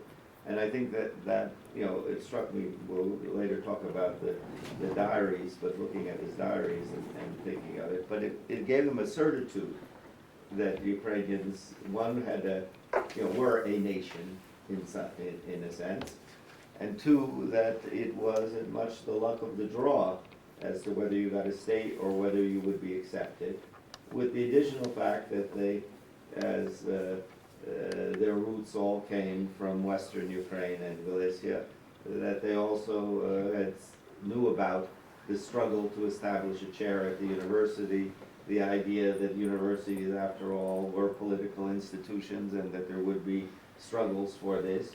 And so they were all set to be a diaspora and a diaspora community. And in certain ways, Ukrainians were such a well-organized diaspora community because they had such great practice at doing it for not only one generation, like the groups that lose their statehood after World War II and then become groups in North America. And we would frequently hear from the Polish community, we only wish we could organize the way you organize. And you wanted to say, well, the reason you didn't have to organize is you had that state in the interwar period. You've forgotten the age when you were an organized diaspora or immigrant community. That Ukrainians are not intrinsically better organized than you are. It's just that they were already prepared for it. And then just not to go on a few comments. One, the teaching of Ukrainian history starts at Harvard in 1970. At least. So Prague and Shevchenko's course is in 1970, so the two are close and goes in organized way. Oglobin had taught even before that, although there are questions on that course. Then just a comment on the Huri came up, and it's something I've been working on of late. I find it very interesting that Antonovich was against Huri, and it was the Melnikite proposition that loses for the foundation of the chair. That is, Professor Granovsky from the University of Minnesota, who was the head of the Melnikite organization in the US, had proposed that the chair should go to the University of Minnesota. Prague had been able to fight off that with a combination of support of part of the Bandera OON, who automatically fought against whatever the Mennonite Owen did, not so much that I think they had chosen Prague. And so I would be very curious if there is any link yet. There may be deeper reasons for Antonov, which doesn't like Huri, but the original reason was the Mennonites lost as to where the institute should go. And then just a few comments about the 1963 article and the 1995 article. No one in 1963, I think, although you argue that Rudnytsky says we don't have established as a field, no one would have to put a question mark in 1963 when the national paradigm dominated and when everyone realized that there were groups, nations who had gotten their states and those who had not received their states. In that sense, it was relatively easy, I think, to break into this field. The Ukrainians had a peculiar problem because of the strength of what might be called Russophile or White Guard visions of their past. But people assumed that Estonians had a history in 1963. And later, when they would pick up Seton Watson's book and all the work that was done, there were nations, there were new nations and older nations. But national communities were what you strive for, and these national communities usually would strive for a state. In that sense, I think, although I think Mark van Hagen was partially, this was FFA, and he liked to call forth the controversy, but it was easier in a certain way in 1963. The only thing I would comment and see on it is the difference between political science and history. The field that's established very soon in the 1950s and 60s is political science. So Reshetar is a political scientist, Adams is a political scientist, Armstrong is a political scientist. That is, the people who are writing on what we would now call contemporary history, the kind of history that Prague would never want to see, were all in the field. And Belinsky was going to be writing on it. Those are major books. And history was going to have a lot harder time in a certain way on it. And I think that often gets forgotten in those discussions. And then final comment, because this is already too long, is to say the two worlds of the ghetto, that is the organized world of the ghetto, as opposed to the reaching out world. Of course, the great synthesizer of the two was Omolyan Prague, who absolutely propagated the idea of the Ukrainian ghetto. It was, after all, the Ukrainian ghetto that gave the millions of dollars and the 15,000 people from it. He held yearly the Postійна конференція українських студій at Harvard. That is a gathering of the Ukrainian professors who would all speak in Ukrainian and be part of that ghetto world. And of course, it was that ghetto world that allowed him to form it at Harvard. And then at the same time, he was doing the other as well. And this, of course, LaSalle College, I think, would have found very hard to do. So just some comments of me. I'm going to maybe ask you to hold your responses, and we'll get a bit more from the floor, and then we can let you respond to a few things at once. Please. Yeah, I had a comment about Professor Rudnytsky, and I mean, I may be wrong, but it struck me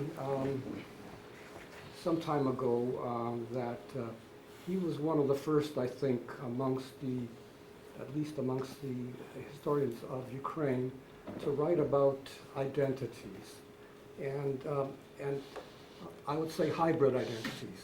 And there are at least two essays, I think, in where he does this. One is the essay on Hippolyte Terlecki, and the other is the essay on Mikhail Tchaikovsky, I think. And Dushinsky, And Dushinsky would be the third. So, I would say that he's one of the,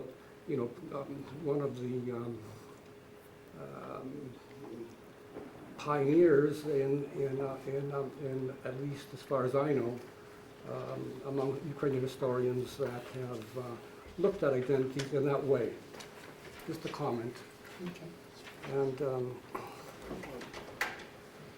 one other comment as well is, and I think Heather mentioned this, that Rudnytsky and others tried, I think, had two burdens or two barriers to overcome. One was to find a job in a strange world, and the other was to establish the study of Ukraine as a legitimate topic in a scholarly world that was, if not inimical, neutral or didn't care. Not interested, yeah. Not interested, didn't care. So, and part of that is, it wasn't mentioned here, I think, is has to do with the imperial legacy, I think, that was prevalent in academic circles. In the case of Britain, of course,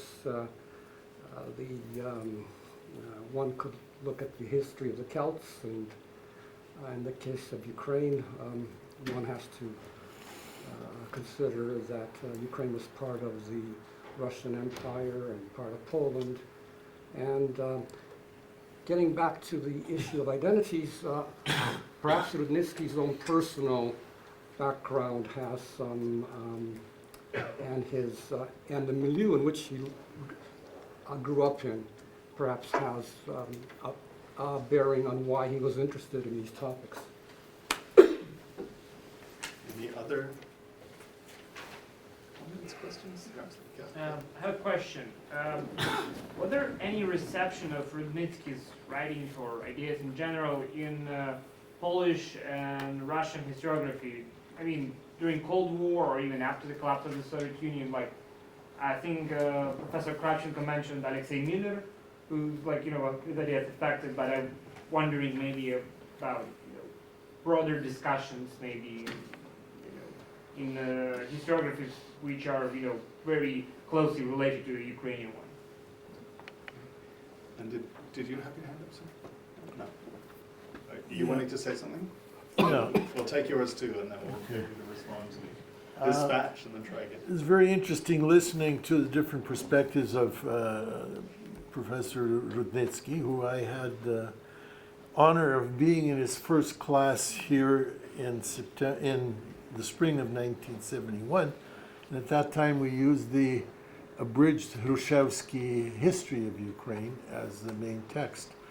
But if you look at he's been gone a long time now, and I'd ask you to project now what his attitude might be towards current historiography now, taking into account that historically Russia has weaponized history.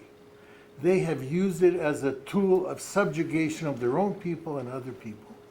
When you look at the Ukraine Gate affair in the US now, and the evolution of many comments from so-called Russian experts which say, well, really Ukraine and Russia are brotherly nations, and really should we be that opposed to Russia when, the new president of Ukraine in March of 2014 said, we're brotherly nations, and was prepared to go on bended knee and beg Putin not to invade Ukraine.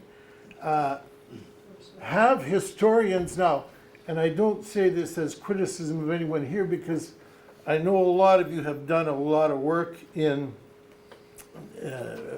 bringing Ukrainian history forward and to the attention not only of Ukrainians but non-Ukrainians. But should we not be now working more toward, and would Rudnytsky agree with this, to disarm and neutralize the weaponization of history by Russia, and put and as Ukrainian history in part of that disarmament process? All right, yes, please. I'll be trying to be brief because we have only 9 minutes left for the next round. We have 20 minutes. 20? Okay.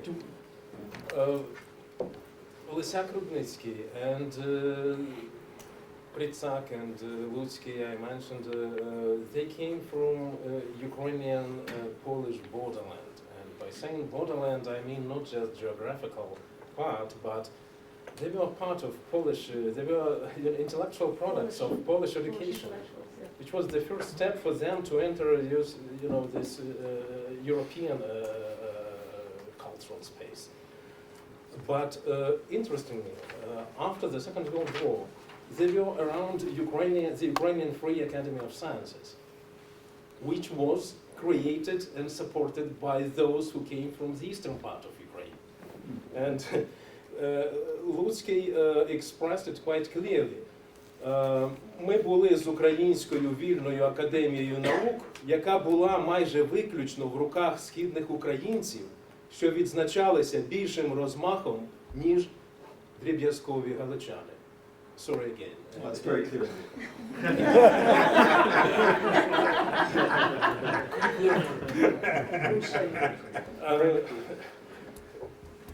Harvard Ukrainian Research Institute discussions, debates around it was part of what informed us about stay away from them or be part of the academic world. And Lysiak Rudnytsky, of course, he defended Jacyk's project as well as Lysiak, and there were many of them. And by saying ghetto, I would be very careful because maybe I'm wrong, but I don't consider people like Peter Jacyk part of the imagined or real Ukrainian ghetto. It was ghetto-like mentality rather than something, organized entity or some circle of people. And interestingly, that Lysiak Rudnytsky correspondence suggests that people of the 60s, they were unable to translate English definition of political scientist into Ukrainian. Now we used to call them politologi. But back, 50 years ago, it was very difficult for them. And they were unable to find a definition, proper definition for this field of specialization. And I didn't mention the model of new institutions they created and they contemplated upon, because Jacyk, he followed actually a very traditional way. History, language, and literature, but no sociology, nothing like political science, nothing which would be, beyond this strictly defined and strictly connected to the issue of identity, traditional Ukrainian disciplines. And speaking of Russia, Russia during the Cold War, or Soviet during the Cold War, I worked with KGB files. But it seems like Ukrainian branch of the all Soviet KGB, they were not interested in this, issues like Kius, Huri. They were mostly focused on, Bandera, Melnik, politically related issues. Only after Huri and Kius were established and a young generation of scholars started visiting Soviet Union, Himka and Senkus and some other representatives of this generation, they were somehow in the focus of the Soviet special services. They identified them, sorry to say that, CIA agents, Pedreveni spецслужбы, all this stuff. And speaking of Russian historians today, the thing is that both in Ukraine, in post-Soviet Ukraine, and in post-Soviet Russia, there is no Russian studies well established in Ukraine, and Ukrainian studies in Russia, they just started to be institutionalized and conceptualized. So it's still not, time for them to discuss something like, the differences between Lysiak Rudnytsky, Jacyk, or other people. But in Poland, I would say that Tomasz Stryjek, who issued a huge monograph about Ukrainian historiography, he is well informed about that, and in this case, both Lysiak Rudnytsky and Jacyk and even Ludzky, they became, subject of, very fresh and recent debates. Sorry, I'm too talkative. Okay. Listening to Ernest's paper and this discussion between the elites and masses, and yes, Rudnytsky believed in this stuff. He believed in sort of a more aristocratic trend of Ukrainians, and his social circles were actually sort of the children and grandchildren of celebrities rather than the actual celebrities. He believed in that, but I mean, he often told me he thought the Ukrainian masses were really good, but he thought the elite was really weak. And that's why he probably put so much emphasis on it.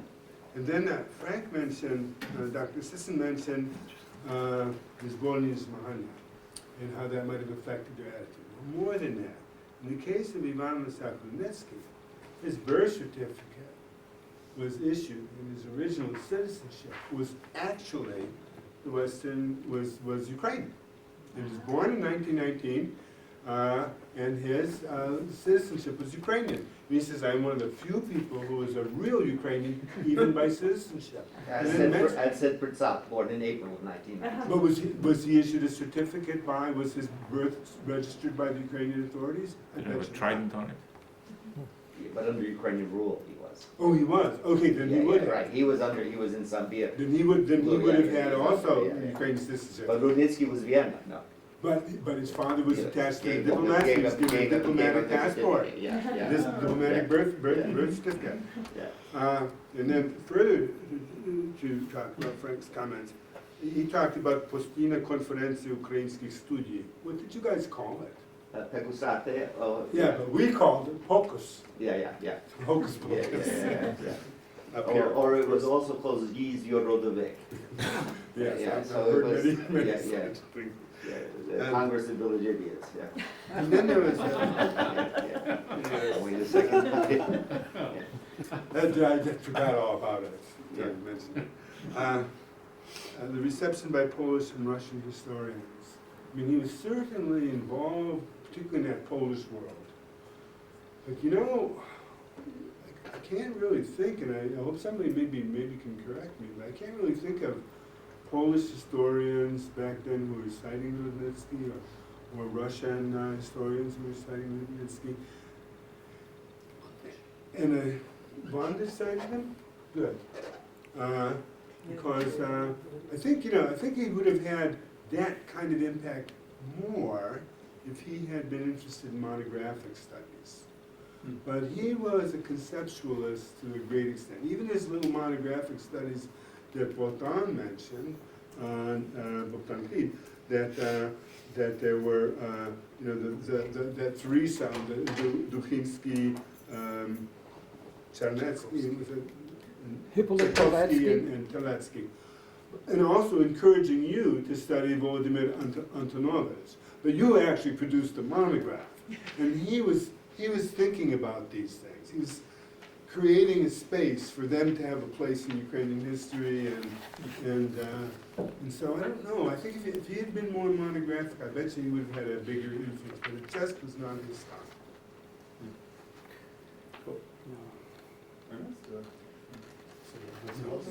Sure. Well, first of all, I wanted to comment on Ernest's presentation.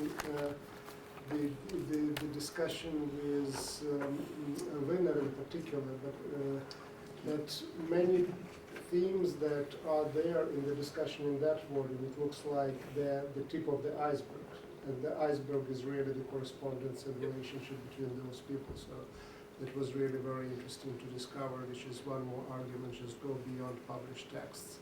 That always helps with research. Bogdan Klid mentioned Lysiak Rudnytsky being one of the first who writes about identities in context of Ukrainian historiography. Well, I personally him put there as a founder of intellectual history when it comes to Ukrainian studies and Ukrainian research. Again, I don't know, maybe I'm missing somebody who is not there, but again, for me, that's how I normally think about Lysiak Rudnytsky. And in terms of his engagement with Russia or Soviet historiography, again, for me, one of the probably most important essays in that sense for him, it's about the myth of Pereyaslav, 1654. So again, he takes a particular political campaign within the Soviet Union, but he looks at that as an intellectual historian and as a political historian. So from that point of view, he would be around, at least based on that article, probably he would be quite active in contemporary debates. And Frank Sisson's comment on 6395 and when it was easier, when it was more difficult to either assert or deny the existence of Ukraine as field. Well, the 1963 discussion, one of the key issues there, whether Ukraine is historical or non-historical nation. So in that sense, it's really dealing with the legacy of 1918 and what that does to Ukrainian history. But Lysiak's argument, the way how I remember it, is that Ukrainian studies are not established or not recognized as a field. At best, they're adjunct to Russian studies. So it's a very specific argument in terms of the place of these studies. And in Mark von Hagen's article, it's also the same. He is saying that, at least the way how he explains his question, is that he says that today, in 95 or 94, when he was writing, there is no Ukrainian narrative, historical narrative, that would be actually recognized in North American and in American scholarship. So it's also very much in terms of, okay, what is happening there, whether there is a recognition of that field or not. One way to read Mark von Hagen's article, it's also a very peculiar way. So he says, okay, you who do Ukrainian studies and Ukrainian history, your narrative is not recognized, and let me help you to recognize it, which means, okay, go away from the national paradigm, embrace the issues of fluidity of borders and multicultural context of Ukrainian history. This is something that, with the study of frontiers, Ukraine can be a wonderful laboratory, something that then later the entire volume appears on that. And he doesn't finish the sentence, but really, then when you will be recognized. So in a sense, by going beyond the national paradigm, your national history and your national narrative will be recognized. That's not what he is saying, but that's why. I'm just going to add, and this is so recently gone away, and then he winds up concentrating on Pablo Christiuk and Brest. Well, in his own work. It was an interesting development towards what might be called very traditional national history. Yeah. Yeah. So this is his contribution to the volume that I discussed of that Harvard conference of 2013. That's what he actually brings back anti-colonial discourse in Ukrainian historiography coming from Christiuk in 1920s. So yeah, there are some very interesting trajectory. So I'll stop here. Do I have still time? Sure. Yes. Just a very couple of brief comments on the issue of anti-Yuri sentiment. You are right. There was in Marko Antonovich and people like him, there was an anti-Prytak sentiment strictly against Prytak as the head of Yuri. And then, when Yuri succeeded, then it turned from anti-Prytak into anti-Yuri sentiment. So there was a certain evolution in this sentiment. The reasons, perhaps you're right, is because the Melnikov planned to establish at University of Minnesota field. But I don't know. Antonovich never goes into much of detail why he hates Prytak and then Yuri so much. The only thing he mentions is it's just a waste of money, waste of money, waste of money, waste of money. That's essentially the only argument which he always puts up. Professor Kravchuk from University comments that these people were shaped by Polish education. Well, I cannot speak about all of them, but for Lysiak Rudnytsky specifically, he was shaped by Polish education in that sense that his values were totally opposite of what he was taught in the Polish school. He was shaped in the very negative way, that the values which were given in classroom, he rebelled against them. So look very careful. I don't know about the Ivan Lysiak, but my sense from the Ludzki's diaries and Ludzki memoirs is that his experience in Polish schools was the same, that he rebelled against the values which were taught in schools. About on the contact with historians, Russian or Polish, it's very interesting that, and it's described, you mentioned this to me a couple of times in Ivan Lysiak, in his introduction to Essays in Ukrainian History, writes that Lysiak Rudnytsky was a communicator, and he knew how to establish a social circle. So if you look at the social circle preference, not an academic circle, but social, he was a very good relationship with Richard Pipes, a very prominent Russian historian, with Zbigniew Brzezinski, with Piotr Bandzyć. When Lysiak Rudnytsky lived in New York, he was regularly invited to Pilsudski Institute, the Polish emigre institution, to give talks.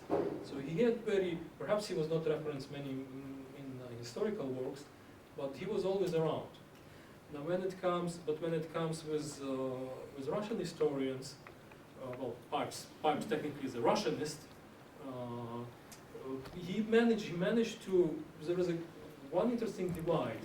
With those Russianist Americans who were Anglo-Saxons, Lysiak Rudnytsky actually manages to forge quite good relationships. For example, Cyril Black, Donald Twingold. I mean, the article in Slavic Review, which have been mentioned quite a few times already here, the role of the Ukraine, that's the original title, the role of the Ukraine. It was changed in the essay, that was dropped. And the idea of the article and the whole initiative behind the article was actually not Lysiak Rudnytsky's, but Donald Twingold's.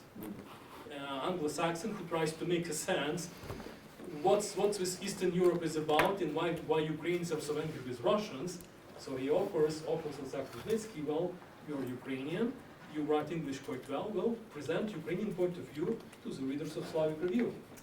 So there was, many people say that Ukrainian studies are marginalized, but at least on part of some Anglo-Saxon academics, there was a genuine interest and welcoming attitude that, if you have a point of view contrary to the grand Russian narrative, well, here you have a space, we give you a space, present your point of view in competitive way. Well, that Ivan Reshetar was a professor of the University of Washington, where they're putting out the journals, so that put Ukrainian things into the sense. It's also the time when the Bryansky and other championing the week of captive nations, right? So there is a political context there, and there is interest on the political level, and Ukrainians are leading on that. So again, I don't know whether there is a direct connection between academic interest and the rise in prominence in the late 1950s, but there has to be some connection. Just two brief remarks. I'm not saying that American academic establishment or mainstream was, somehow biased in the Ukrainian case, because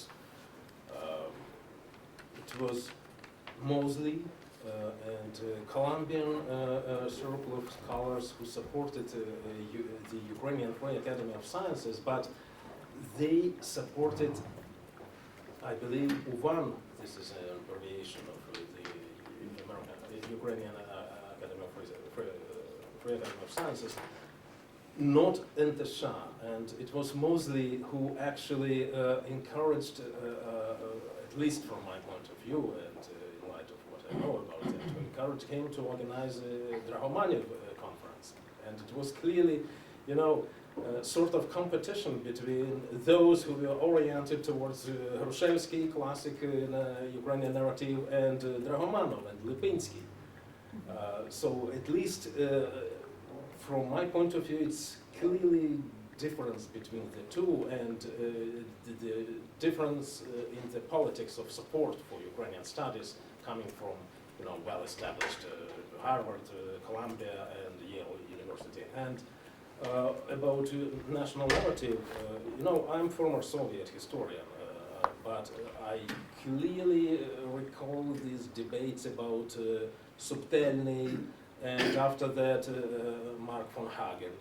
I don't believe it was possible to accept, directly what Mark von Hagen suggested us to do, to jump over this classic national mega-narrative and to embrace Eurasian border, regional, and all this stuff. It's all in good time. It wasn't possible, in post-Soviet Ukraine, or even late Soviet Ukraine, to communicate directly to the Western world of, with specific language, paradigms, concepts, and so on and so forth. So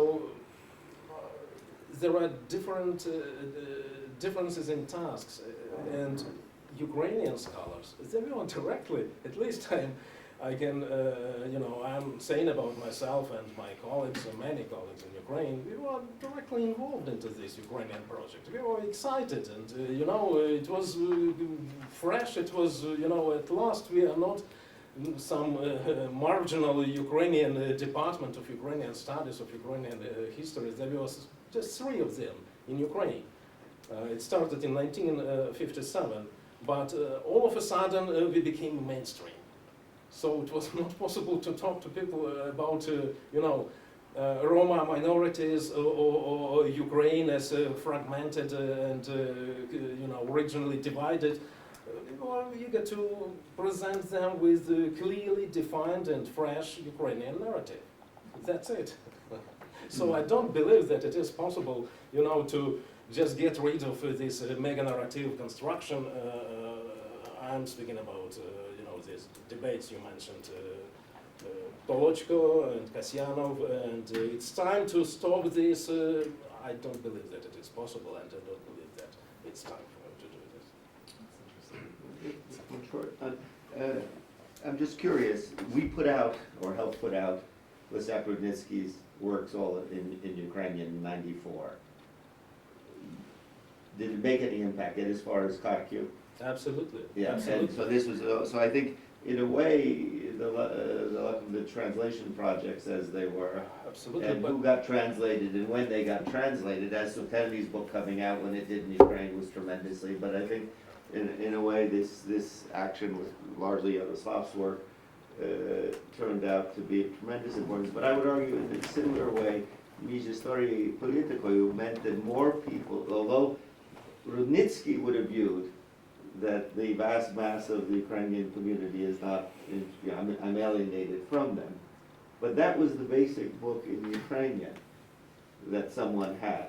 What did one have of Ludsky or Pritsak to read in Ukrainian at that point? So Rudnytsky with that volume reaches at least people interested in some, and it was a good read, as we well know, intellectual thing. So in a certain way, I think he's more effective as a communicator, I guess, as Pritsak would have called him, but certainly of getting his historical ideas out to a circle of the diaspora community, whether we're going to call it again or not. I'm a little bit surprised that nobody mentioned Subtelny in this context. I got him in. We have to wind our time up, but last comment to Professor Pritsak, and then I have a couple of things to say. A short comment on the perceptions of Lysiak Rudnytsky in Poland and in Russia.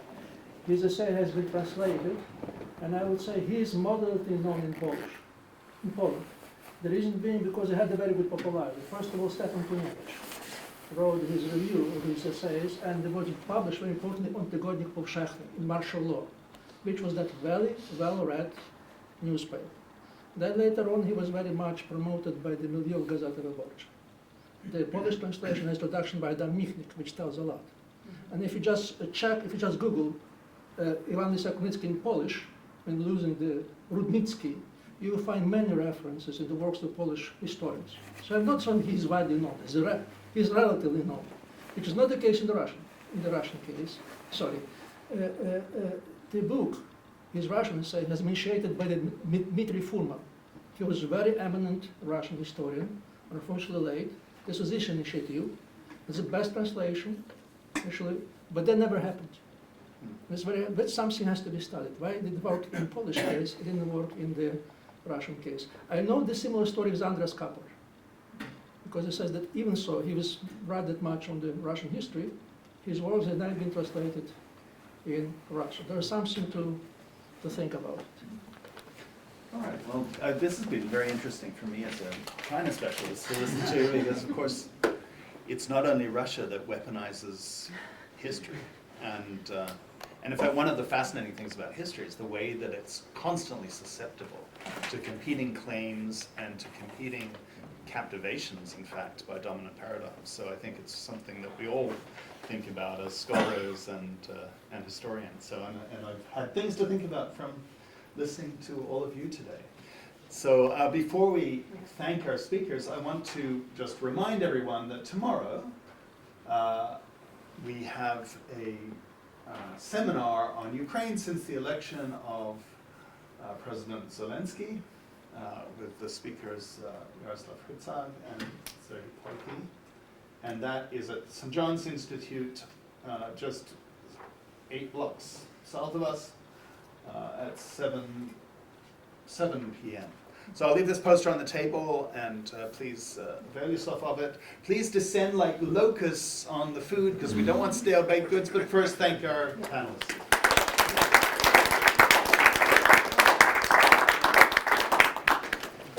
Okay, and we reconvene in 10